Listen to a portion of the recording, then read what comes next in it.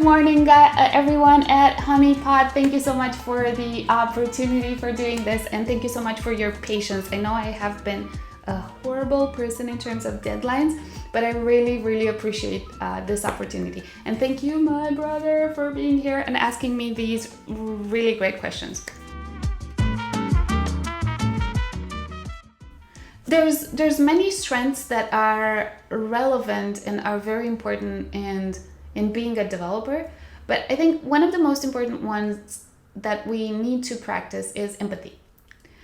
So our work is deemed to be successful as long as it's useful for others.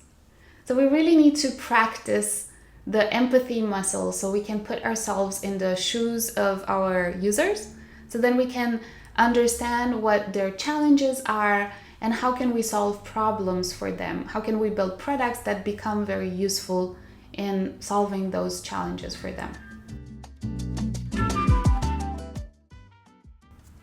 Absolutely, yes. Yes, remote work is fantastic, but I'll be the first to admit that it was actually very difficult for me to transition from an in-person work environment to a completely remote environment. And I've been working remotely for the past 4 years, and I've definitely had different stages of whether I loved working remotely or not.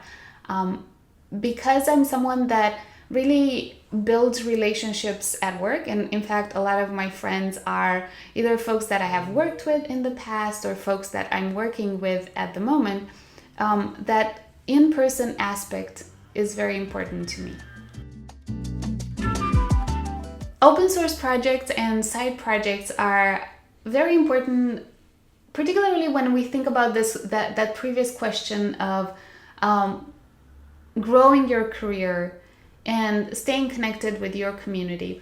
And what I do deliberately here as well is prioritizing working on side projects that truly feed into my passions. And I love teaching, so whenever I work on things that are related to teaching, I'm not feeling like I don't have time anymore. It's more about managing my energy levels. And working on these projects that are related to my passions really give me that energy required to focus on them.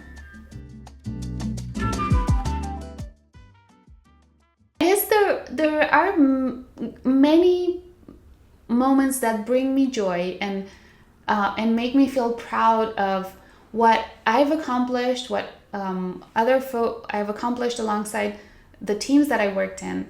But I think over the past few years, one of the things that brings me most joy and makes me feel like I really had an impact was this ability of helping others and really highlighting and amplifying the work of other folks.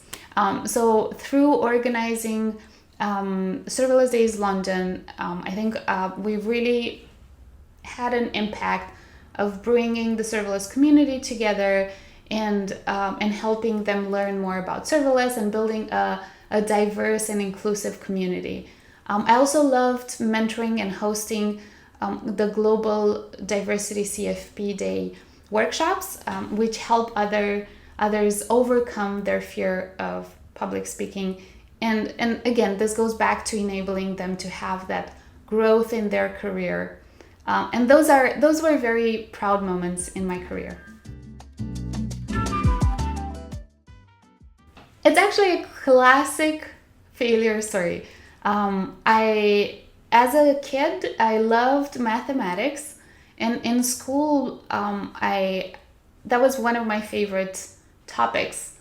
So going into high school, I decided to study mathematics and informatics because I heard that this computer thing is going to be really important in the future. But as I was progressing in the informatics class, I was actually very successfully failing that class. And it was almost like a black box. I didn't understand anything that was going on. and algorithms, which was the topic at that time, were very difficult.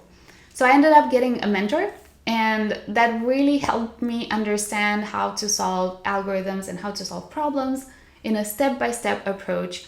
And it unlocked this incredible ability to solve problems that I loved.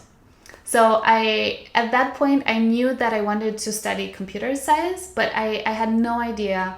And I didn't have anyone around me that was working as a developer or as a programmer. So I lacked the imagination of how much and how important this is going to be for us and for me.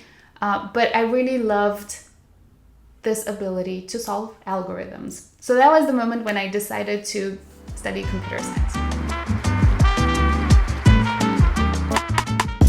Thousands of developers find jobs across Europe using Honeypot. If you're up for a new challenge in one of these European cities, sign up at honeypot.io. If you want to see more tech documentaries, then subscribe so you don't miss the next one.